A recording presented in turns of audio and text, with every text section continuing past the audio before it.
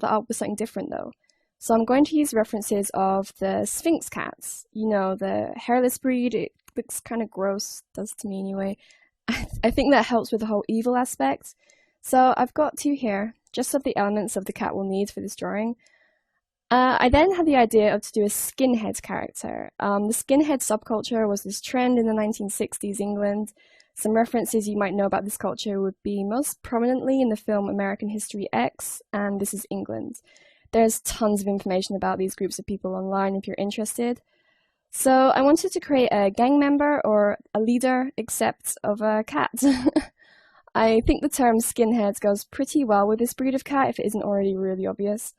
So let's get started.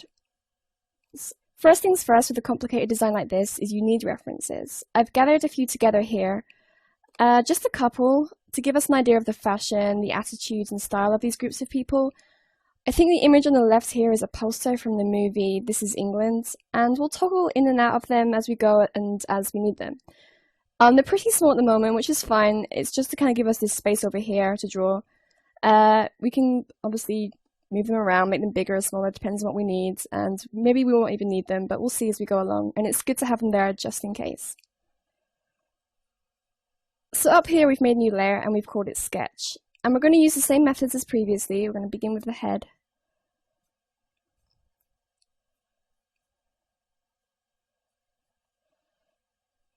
And I'm going to be constantly using the backspace just so I can work quickly and I don't have to worry too much about the eraser.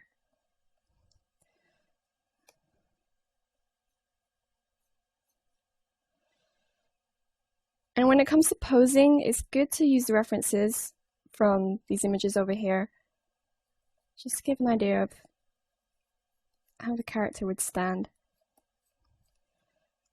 Maybe begin with a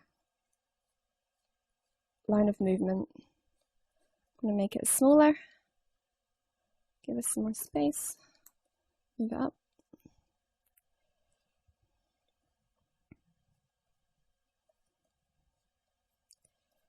It's good to dissect the anatomy as you go along, so here will be the hip bone.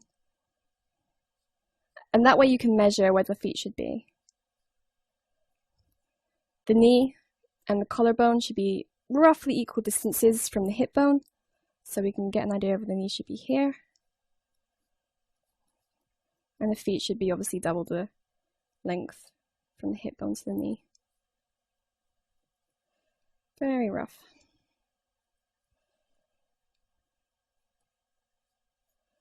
Circle the joints. I'm going to have his hand coming into a pocket. And I'm going to have him holding a prop of some kind, possibly a bat. Nice and violent. I'm just going to sketch that out real quick.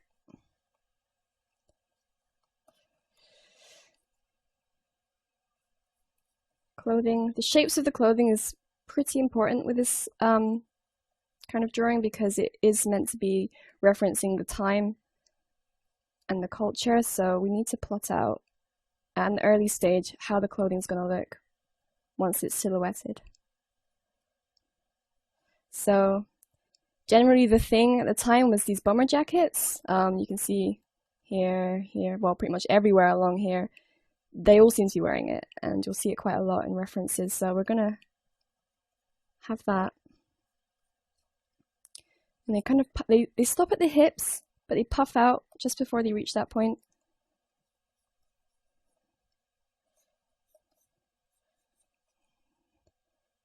Don't seem to be zipped up except for that one on the far right. Trousers seem to be mostly skinny jeans that stop roughly midway down the calf. So we're going to draw that real quick.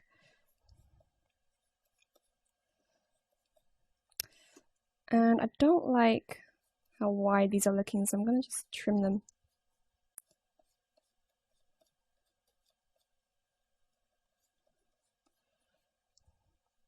And for the most part, the only thing that's going to be obvious as a cat is the head so far, with the ears and the face obviously, but for the rest of it, it's going to look pretty human, which I don't know I'm happy with. So for the feet, rather than these boots, which seems to be generally used in all these pictures, I'm going to have cat feet, just so it's a little bit more obvious it is a feline, not just a human with a cat's face, if you know what I mean.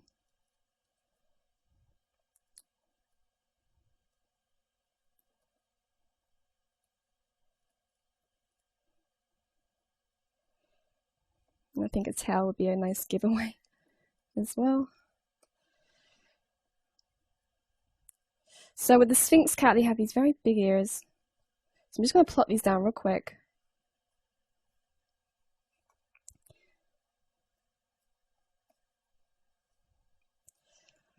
Direction of the face.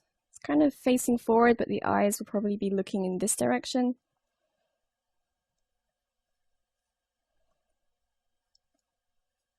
And there we go. So there's a very rough sketch. So what I'm going to do now is lower the opacity of this picture to about 25 and make a new layer. I'm going to name this one by double-clicking Sketch 2. And this way I can use the previous drawing as a layout, but I can start refining the picture.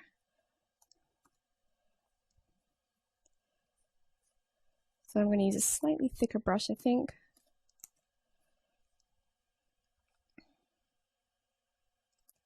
And start with the nose, because it's a nice central feature. Now it's a good idea at this point to have the references for the cat, especially the face. So I'm going to bring that one up and just continue.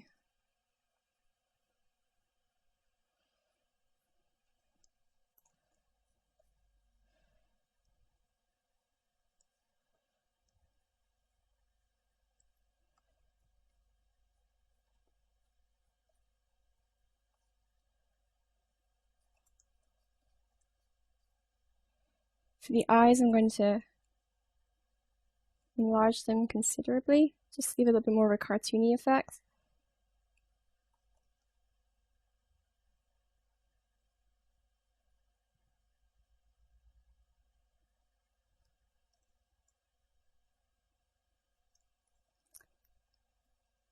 If you don't like something, just change it, it's alright.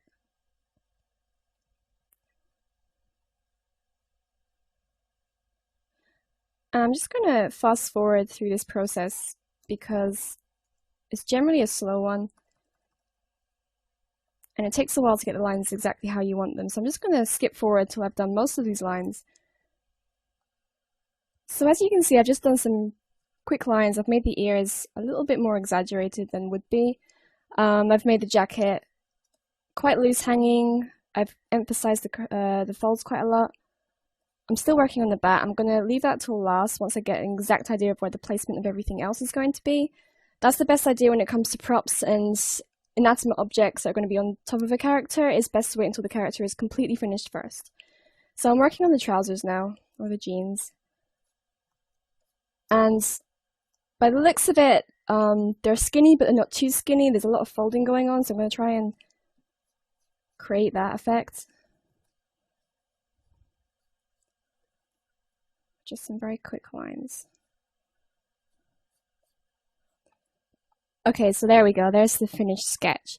What I'm going to do now is make the first sketch layer invisible, and then go to Filter, Liquify.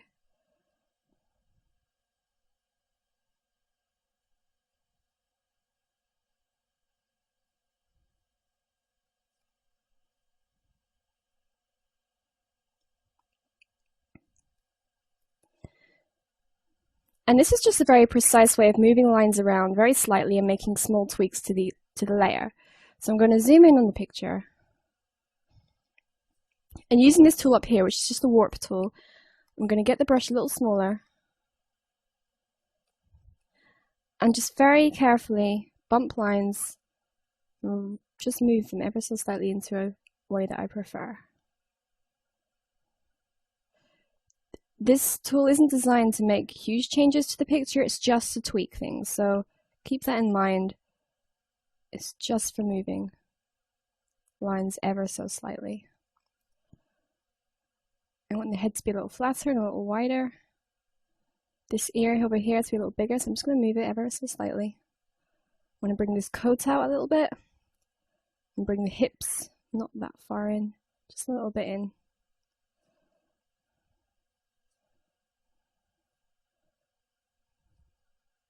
Make this foot a little flatter. And if I use an even smaller brush, I can be a little bit more precise. I'm going to make this cheekbone a little sharper. Bring the pockets up. And there we go. So I press OK.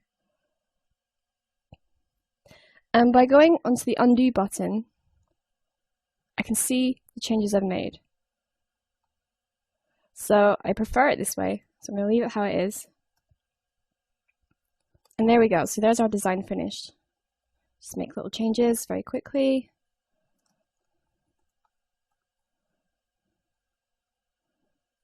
And there we go. Keep in mind it's still a sketch, it's not a finished drawing or anything, so there we go. And in the next lesson we're going to work on something different. I'm going to take it in a completely different approach, something that's still original but differs a lot from this design we've just done.